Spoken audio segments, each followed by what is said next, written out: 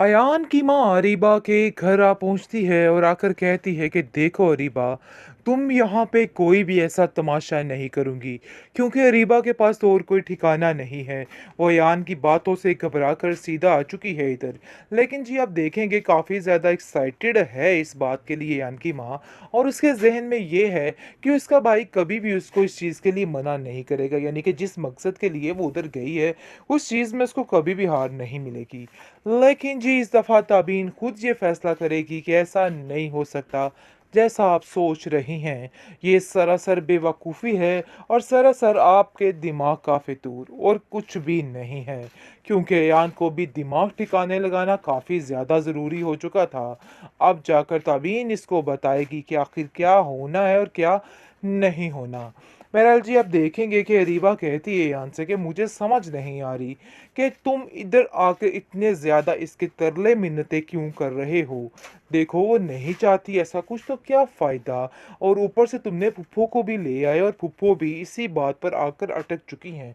देखो यहाँ पे ऐसा वैसा कोई सीन नहीं हो सकता।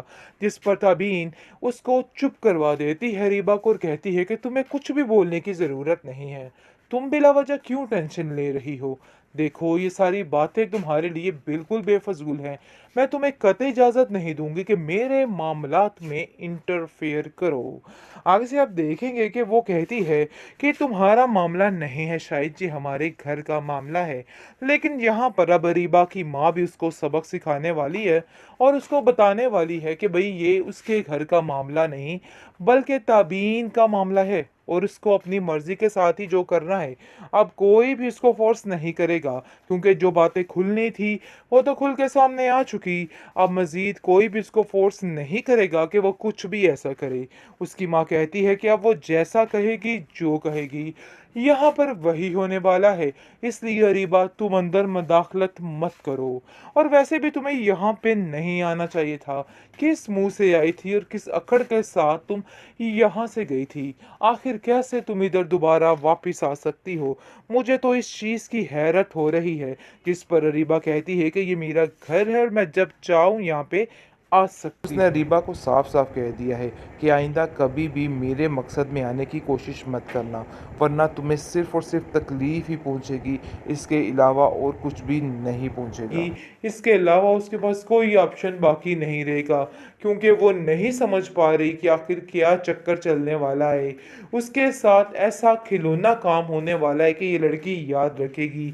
अयान उसको खुद अपने हाथों से दिखे देके इन करीब बाहर फेंकने वाला है, क्योंकि उसको तो अंदाज़ा ही नहीं था कि ये सब कुछ हुआ। जैसे ही वो सोचता है कि बेचारी ताबीन कहती रह गई कि उसने कुछ भी नहीं किया, लेकिन उसकी बात का यकीन नहीं किया गया, बल्कि उल्टा उसको कसूरवार ठहराया गया और कहा गया कि तुम झूठ बोल रही हो। लेकिन अब इन सब चीज़ों का अंदाज़ा बड़े अच्छे तरीके से हो चुका है। अरीबा पागल हो चुकी है गुस्से में और उसको समझ नहीं आ पा रही कि आखिर वो क्या करे। लेकिन उसने जो किया है उसके सामने बड़े अच्छे तरीके से आ चुका है और इसका खमियाजा तो इसको भुगतना ही होगा, क्योंकि इसने जो घटिया हरकतें की हैं इस चीज़ की माफ़ी इसको नहीं मिल सकती। इसने जो किया इसके सामने आकर रहेगा और बहुत जल्द इसका ऐसा हश्र किया जाएगा कि ये लड़की याद रखेगी, बिल्कुल कंगली होकर रह जाएगी। ना तो इसको हरून से पैसा मिलने वाला और ना यान के घर में जगह मिलने वाली है। अब इसको असल में पता चलेगा कि जो कुछ इसने आज तक किया है उसका खमियाजा कैसे भुगतना है और क्या क्या करना है, क्योंकि जितनी ऐश करनी थी इस लड़की ने कर ली, अब और नहीं। आखिरकार दूध का दूध और पानी का पानी हो चुका है। मतलब ये कि हर चीज़ खुल के सामने आ चुकी है। तो फाइनली जी इसकी एपिसोड्स भी कम रह चुकी हैं। कुछ ही दिनों में ये लास्ट एपिसोड को पहुंच जाएगा। आपने जैसा कि देखा, हरून की मुलाकात हो जाती है अरीबा के साथ और साफ साफ हरून इस बात से इनकार कर देता है और कहता है कि तुम्हारा मेरा कोई लेन देन नहीं, बल्कि मैं तो एक दफ़ा सिर्फ तुमसे मिला हूँ।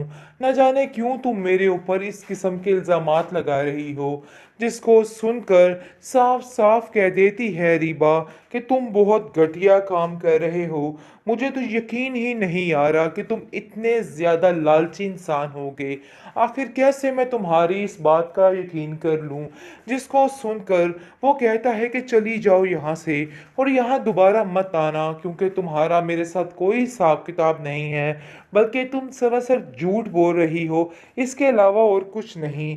दोनों की काफ़ी ज़्यादा लड़ाई हो जाती है और लड़ाई हाथापाई तक आ जाती है, जिसको सुनकर काफ़ी ज़्यादा गुस्से में आ जाता है अरुण और कहता है कि रीबा, तुमने जो कुछ किया है अपनी सगी बहन के साथ, ऐसा तो कोई दुश्मन भी ना करे।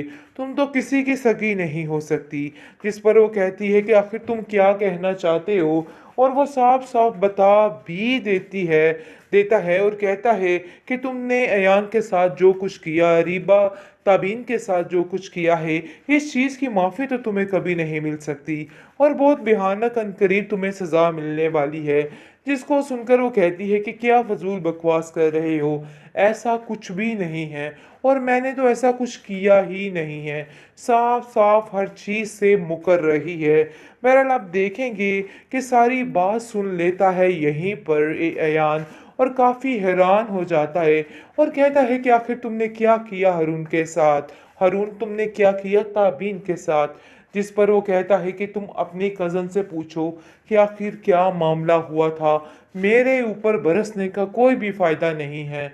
असल बात देखो कि क्या हुई थी, तुम क्या कर सकते हो और क्या नहीं। जिस पर रीबा फिर से एक दफ़ा यान को धोखा देने की कोशिश करती है और कहती है कि ये बिल्कुल झूठ बोल रहा है, इसकी बातों में कोई सच्चाई नहीं है और इसकी बात पे कभी भी यकीन मत करना। लेकिन जी आप देखेंगे कि अब कौन रीबा की बात पे यकीन करेगा। अब तो रीबा सिर्फ और सिर्फ धिक्के खाएगी, इसके अलावा उसके पास कोई ऑप्शन बाकी नहीं रहेगा, क्योंकि वो नहीं समझ पा रही कि आखिर क्या चक्कर चलने वाला है। उसके साथ ऐसा खिलौना काम होने वाला है कि ये लड़की याद रखेगी। अयान उसको खुद अपने हाथों से धिक्के देके इनकरीब बाहर फेंकने वाला है, क्योंकि उसको तो अंदाज़ा ही नहीं था कि ये सब कुछ हुआ। जैसे ही वो सोचता है कि बेचारी ताबीन कहती रह गई कि उसने कुछ भी नहीं किया, लेकिन उसकी बात का यकीन नहीं किया गया, बल्कि उल्टा उसको कसूरवार ठहराया गया और कहा गया कि तुम झूठ बोल रही हो। लेकिन अब इन सब चीज़ों का अंदाज़ा बड़े अच्छे तरीके से हो चुका है। अरीबा पागल हो चुकी है गुस्से में और उसको समझ नहीं आ पा रही कि आखिर वो क्या करे। लेकिन उसने जो किया है उसके सामने बड़े अच्छे तरीके से आ चुका है और इसका खमियाजा तो इसको भुगतना ही होगा, क्योंकि इसने जो घटिया हरकतें की हैं, इस चीज़ की माफ़ी इसको नहीं मिल सकती।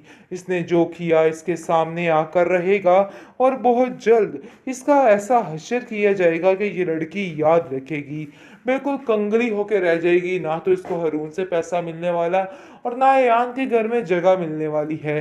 अब इसको असल में पता चलेगा कि जो कुछ इसने आज तक किया है, उसका खमियाजा कैसे भुगतना है और क्या-क्या करना है, क्योंकि जितनी ऐश करनी थी इस लड़की ने कर ली, अब और नहीं।